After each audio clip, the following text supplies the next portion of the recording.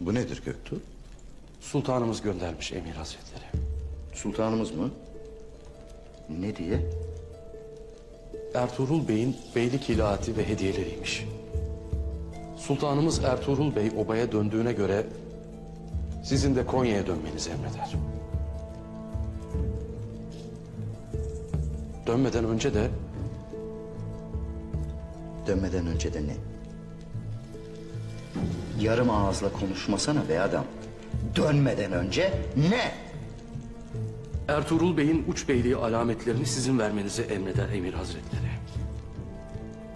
Beylere kendiniz duyuracak, beylik ilahatini de kendi ellerinizle giydirecekmişsiniz. Allah kahretsin! Ertuğrul'u da, uç beyliğini de... Tövbe tövbe! Adamdan kurtulamadım! Şimdi de üstüne hilatini kendi ellerimle giydirecekmişim.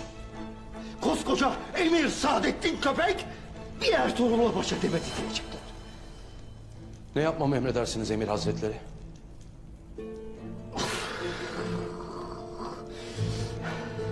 Ne yapacağız? Fermana karşı boynumuz kıldan ince.